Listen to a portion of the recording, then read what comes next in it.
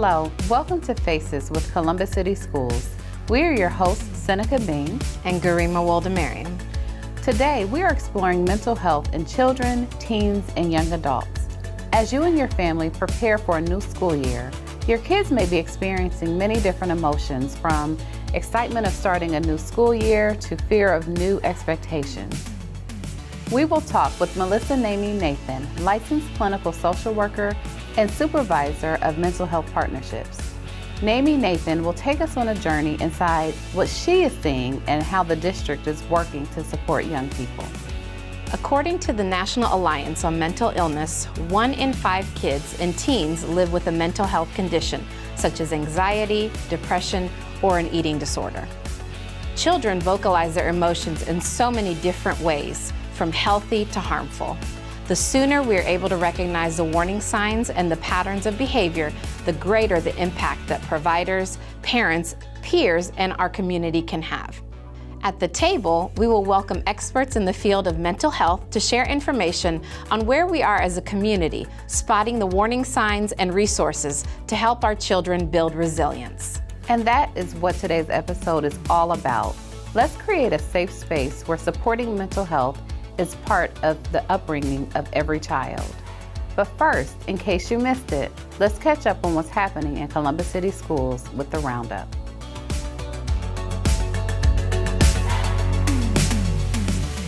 First and foremost, I want to welcome all of our students on the traditional calendar back to school. Our scholars started back on August 23rd. The first day was filled with clap-ins and some very special celebrations with our community partners, including the Columbus Crew, Columbus City Year, and so much more. Students at Hamilton STEM returned to a completely renovated school building on their first day. The school received a major facelift with new floors, ceilings, technology, and furnishings, just to name a few. Additionally, Columbus City Year celebrated its 30th anniversary in a special clap-in for Starling Pre-K-8 students for their first day. This marked the 3rd year of City Year advisors and core members working with the school. Last week, we welcomed back some of our youngest CCS scholars, with kindergartners returning to school. We all know that mental health is more than a day, a week, or a month. If you or someone you know is struggling, know that you are not alone, and there are many resources available. Use this time as a reminder to check in with your loved ones. Let them know how much you care and reach out a helping hand to support them. September is Attendance Awareness Month, and a good time to remember that every day counts when it comes to improving academic success. Our partners at the Columbus Crew have been cheering students on and encouraging them to stay in the game. Keep learning every day. This initiative encourages students to come to school on time each day when they're healthy. I hope that all of our students are able to get back into their school year routines and have had a positive back-to-school experience.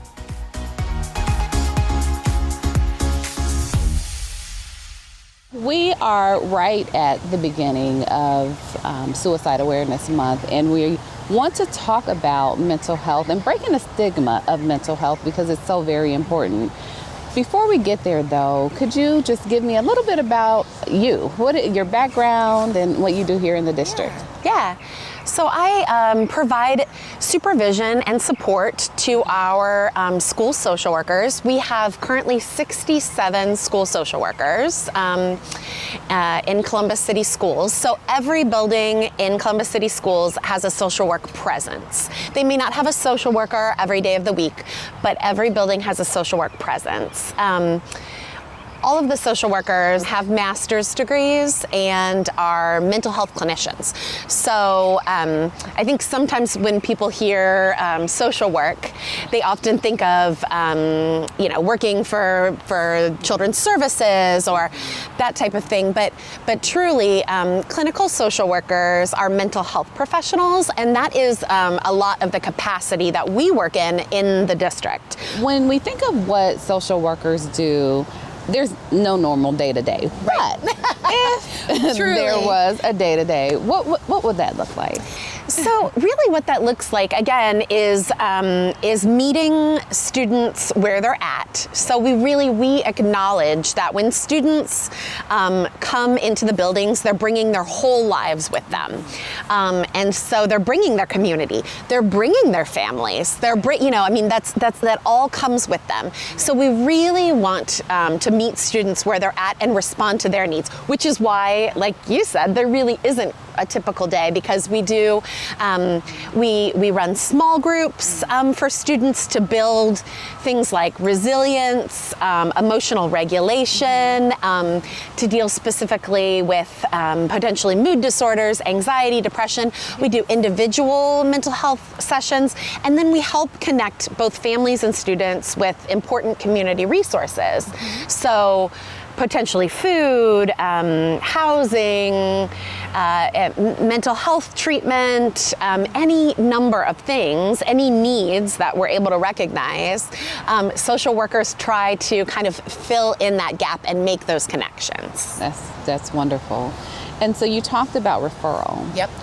What does that process look like? And who initiates? Yeah, so it can honestly be initiated a few different ways. So there's self-referral is definitely, so oftentimes students will say to a counselor or a school social worker or even a secretary or an administrator or a teacher, I think I need more help than what I have, or I'm really struggling with this.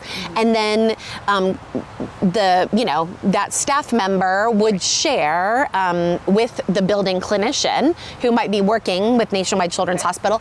If a building doesn't have one of those clinicians, then the school social worker would typically make that referral. We have several organizations in the community that we have what are called referral partnerships with. So we have the ability to make referrals directly to providers. And so it could look like that. Parents oftentimes, or caregivers, make those referrals. So they contact school counselor, school social worker, administrator, and we then can make that referral that way as well. We can see in the classroom, struggles that students might have, and so a teacher might make a referral on behalf of a student, and then the school counselor or the school social worker would contact the caregiver and talk about what those options are, and about kind of what support we can provide. That's great. That's great. And so one of the main things that we were having conversation about was breaking the stigma around mental health and really starting to say something. We say something, but there are often times where people don't. Right. So what are some of those warning signs or some ways that we can have our viewing audience start to think about helping when there are some challenges? I do think one thing that's really important to note, because I think it's pretty, it's counterintuitive, it's not what we expect, is that all research indicates that talking about mental health and that talking about specifically suicide is actually preventative. It's helpful. So I think we often feel like if we avoid something, maybe it will just go away, it will decrease.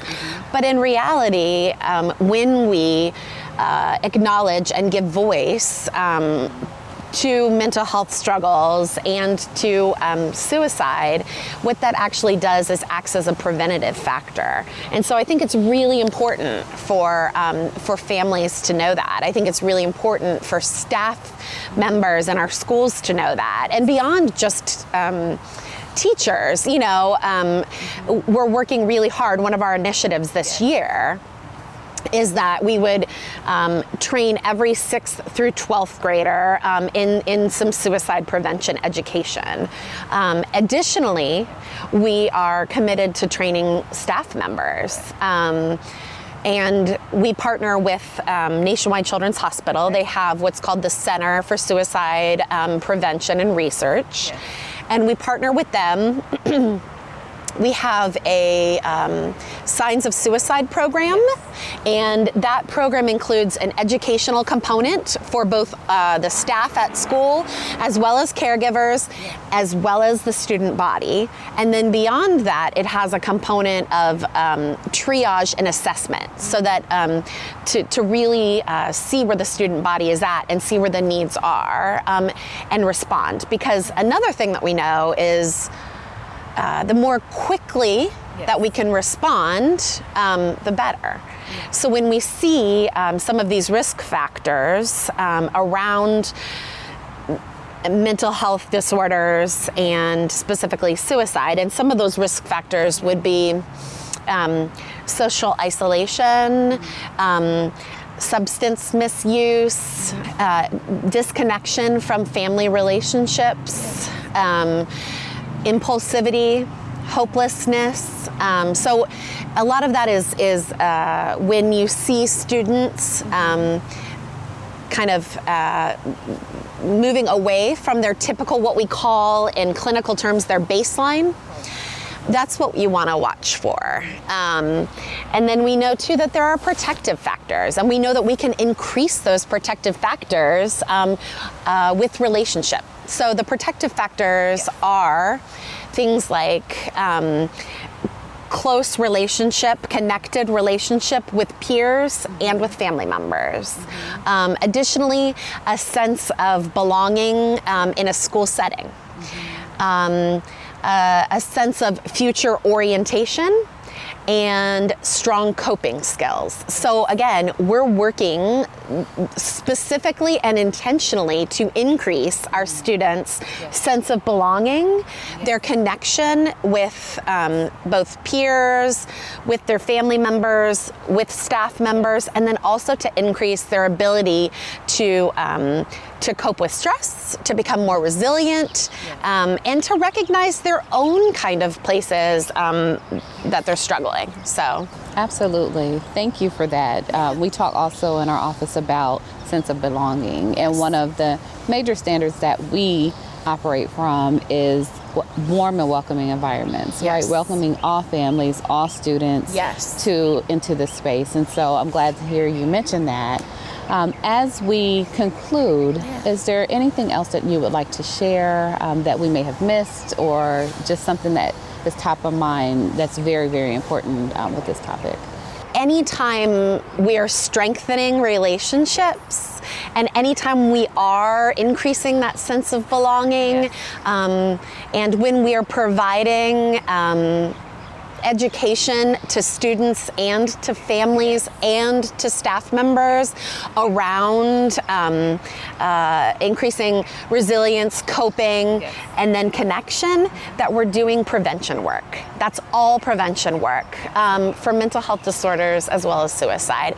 So we're doing really important work here, and there are so many caring adults that exist here in Columbus City Schools, and also that exist in our community. And I honestly feel hopeful for the future because of that. Awesome. So it's in the everyday work. Yes, it's that's right. The messages that we get out there. It's in the education that we give that will help our students. Thank you so much. Oh yeah, this has been a pleasure. It's something that I care deeply about, so I feel like it's a privilege to be here with you today.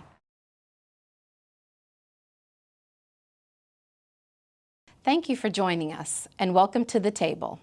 Joining us, we have Katie Lacey from Nationwide Children's Hospital, Jewel Woods from Male Behavioral Health, Inc., and Chelsea Elliott from Somocom Lab. Thank you for joining us today. We have heard, unfortunately, the stories and the statistics, but few of us really understand it until it hits home. Today's kids are struggling with anxiety, grief, and many advanced pressures to fit in or to achieve, and many don't have the tools that they need to really cope or to handle this. They don't see that today is really a stepping stone and they can get to tomorrow, and really they're denying their futures. So this is really an opportunity and a chance for us to get together and sit and have a conversation about this. So I want to go ahead and open the floor to some great conversation that we will have with just this question about, where are we in the state of mental health with our community? And Katie, I'll just go ahead and ask you to talk a little bit about that. Yeah, I think what we're seeing in the school systems, so I am in the Columbus City Schools in KIPP Columbus Charter School, is increase in anxiety in kids, suicidal ideations and low mood, and then really higher pressure for academics, like recovering from COVID, which has impacted the mental health as well. So I think we're just seeing more behavioral issues too in schools. Yeah. Jewel and Chelsea, what are you seeing in our communities at this time? It's a very important question. I apologize in advance, but my expertise is men and boys, and so that's where my area of focus. For a lot of men and boys, you're just seeing a lot of loss of purpose and a lot of lack of understanding of what the future holds in store. And of course, that breeds anxiety and depression. For African American males in particular, unfortunately, we're seeing an incredible increase in suicide. And so suicide, unfortunately, is just the outer limit of the mental health spectrum, because that includes anxiety, depression, trauma, and grief. But we're just seeing a lot of inability for young males to be able to manage a lot of life's challenges and an inability to understand what the future holds in store. Chelsea, can you add to this? Yeah, so a lot of the work I do is with children and their emotional wellness and emotional intelligence, and I'm seeing a lot of hopelessness, a lot of fixed mindset. I am who I am. This is what life is going to be, and kids that just don't see themselves getting better in the future, and they're dealing with so much trauma. And a lot of times you can't tell until somebody says something, or if that student feels comfortable sharing. But if they're not in a space where they feel comfortable sharing, or that's not the norm in their environment, then they just hold it in, and you'll start to see little things become massive with them, and the emotional outbursts become very strong with them, but nobody knows what's going on. Or there's only a select few that know what's going on. And that student is afraid to seek help. They're afraid to get their family in trouble. They're afraid for something bad to happen. They don't know what this is going to look like. And so the environments might not be as conducive to them feeling supported, even though that's not the intention, but that's often what I'm seeing. The environments just are not as supportive as they could be for the student to feel comfortable. I think with COVID, they parents also struggled with their own mental health and basic needs, and that had impacted those younger kids too. I mean, all kids. But with those younger kids, they don't know the words to use to express themselves and say, I'm feeling sad or anxious, or I experienced this trauma. And so then we see it in either withdrawing behaviors, we're seeing it in those behavioral issues as well. And then younger ages, we're seeing suicidal ideations too, unfortunately. And Jewel, I know you mentioned your specialty is with young males, or males in general. Yeah. What are you seeing in our youngest males? Well, I mean, unfortunately, we've known for quite some time that, gender does kind of explain things. And so the experience of emotionality is not the same thing as the externalization of that.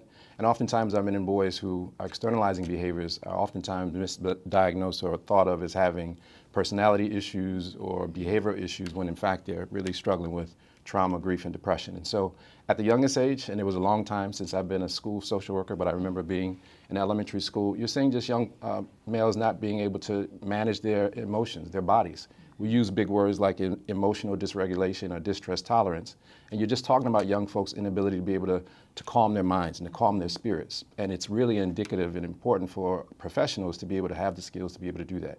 So for boys in general, and I appreciate what you just said, there's just not this allowance for being able to experience emotion. So it's fix your face, don't cry, don't act like a girl, and then a sort of racialized aspect of this, or you're only white people behaving this way. And so there's just a foreclosure of emotionality in an interior life that really does not do well for young males that are experiencing a lot of things in their environment, in their homes, and in their schools. And Chelsea, go ahead.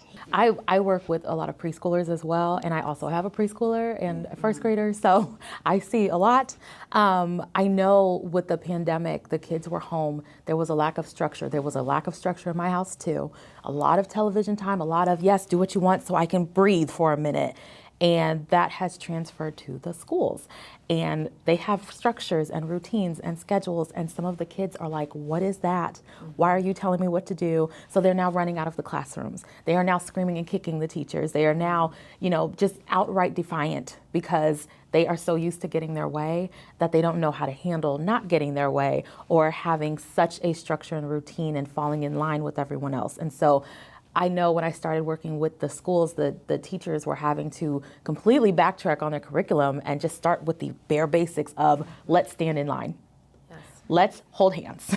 Let's stop hitting and kicking people. Let's not throw the tables over because I asked you to go and put your water away. So just an outright defiance because of what could be a lack of structure or some mental health challenges that came from not seeing faces, not being able to read other people's emotions for so long, not being around people. I know with my oldest, I was very intentional about her seeing people and experiencing other people. With my youngest, we couldn't do any of that. Mm-hmm. So now it's like being reintroduced to the world, and we're starting over. So it's just a real challenge. As a parent myself, my son has brought up anxiety. So for other parents, what kinds of signs could they look for when they're looking for, anxiety, depression? If anyone can kick that off. I'm going to let my professionals, if you don't mind, sort of weigh in on the signs thing, because I just wanted to say it a little bit different. Unfortunately, we live in a time where TikTok and Instagram, for me, makes me not want to focus on signs, because unfortunately, you can see somebody TikToking today and then committing suicide tomorrow. And so behaviors in this culture doesn't allow us to see actually what the range of mental health issues are. I mean, back in the day, the field of suicide used to be able to predict that you could see somebody being suicidal 30 days out because they look, those days are over with. Everything is performative. So the thing that I focus on, particularly when it comes to parents and or teachers, is to really have conversations. You have to ask these questions. Looking for how people are doing is very important, and our professionals are going to talk about that. But it really is long-term questions about what are you thinking, how are you feeling, who are you having problems with, who are you having beefs with, a certain set of questions that actually get at how people are doing it. And as an example, any survey researcher, for example, knows that if you ask the question a number of different times in different ways, you'll eventually get at the answer. And so teachers, professionals, and parents, sometimes you ask your kids, how you doing? I'm fine, right? You have to be able to have a set of skills to be able to ask questions to actually really know what's going on with our kids. And so signs are important, but at this particular typing and culture, there's too much performance. I think, unfortunately, we can perhaps look too much on it. And the last thing I'll say for males, African-American males from research are now shown to be the only group that actually don't show any suicidal ideations before they complete. Right, which is, I think there's some problems with measurements, but again, just makes us pull back from this whole focus on what are we seeing, and I think pushes in the direction of what are the conversations that we're having with our young folks, what are the real questions that we're asking them. Thank you. A very good interruption. Thank you. Please interrupt me to teach this teacher something new. I appreciate it. Katie, from your point of view, what can parents look for? Yeah, I think in line with what you were saying, don't be afraid to ask those hard questions. Asking a kid if they are having suicidal thoughts or wanting to kill themselves isn't going to bring those thoughts to their mind. They're already thinking about it. And so I think you bring up a great point. Don't be afraid to ask your child specifically what they're going through instead of just, how are you doing? How was your day? Which could be really hard. But I think in terms of symptoms or behaviors, just anything that seems different. If you have a kid who is really outgoing, who wants to play with their friends all the time, who now is in their room, checking in on that. A kid who maybe is more positive becomes a little bit more angry or getting in trouble at school or doesn't want to go to school anymore. So any shift in behavior or language, and then like you were saying, have eyes on what they're doing. Who are your friends? How do you get along with them? What are you involved in? Let me have those guidelines around like social media and your phone. I think that's what we're seeing, younger kids having all of those, and I think that's part of the concern too. So a lot of what we talk about is the kids and how can we support them and how can we give to them. But as adults, we have to look inside first. So having those conversations and being okay with asking them, are you thinking about committing suicide? Are you, are your friends talking about it? Are you doing drugs? Are you having sex? Thinking about those conversations is very weird and awkward to us. It does not feel good. It's really uncomfortable because a lot of us did not grow up having those talks. And so as we're adults, we're, oh my gosh, I don't want to have these talks until I see something or until they're a certain age. They're already seeing these things. They're already experiencing them. And like you said, with the age of TikTok, kids are so connected that they are disconnected. They're so connected with each other that they have disconnected with the real world. So they're seeing things that are a complete facade, not true at all. So we have to be able to say, this is really awkward and weird, but I'm going to ask these questions. We are going to talk about this. I have to let this go inside of myself so I can get to know my child. If you don't know your kid, you can't look for those signs of, oh, this is different. Oh no, they just want to sit in the room. This is just a part of them growing up. No, they might be going through something. They don't know how to talk to you because you haven't taught them how to have those awkward conversations. So we have to first be okay with doing that. And then we can get to the root of things. We can't protect them from all the scary things on the internet and in the world if we don't connect with them. That is the number one thing that we have to do. We're not going to be able to solve all of this in one sitting, but this hopefully opens the door to continued conversations. I thank you all for your continued partnerships, and we look forward to working together as a community, as parents, and as school staff to really help support our students and families. So thank you all for making the time.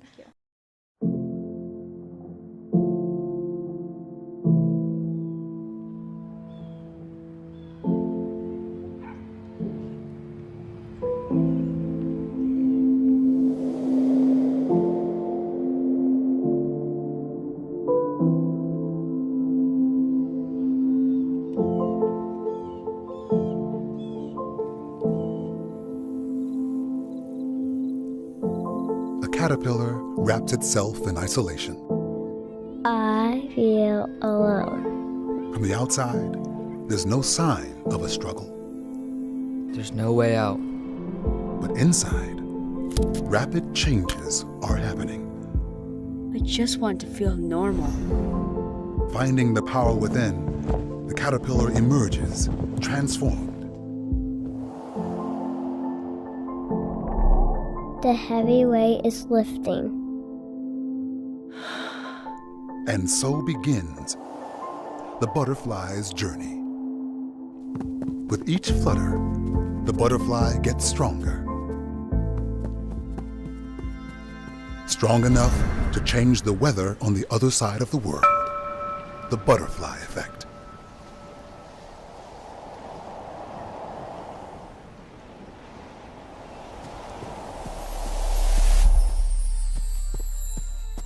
It finds hope, a shelter, a pavilion. It's time for change, for conversation, for communities to come together.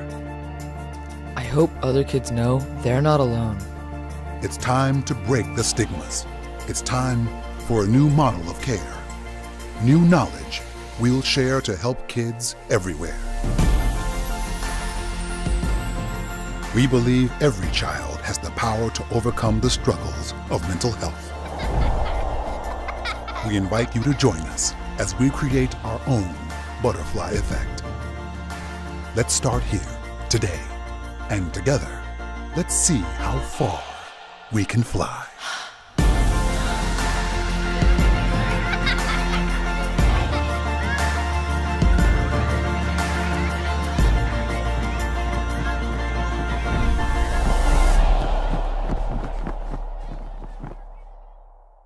Thank you for tuning into Faces, the show that gives you access to all points Columbus and Columbus City Schools.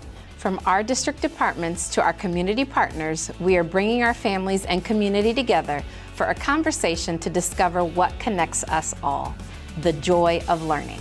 Remember, be courageous. Be yourself. Be the light you wish to see.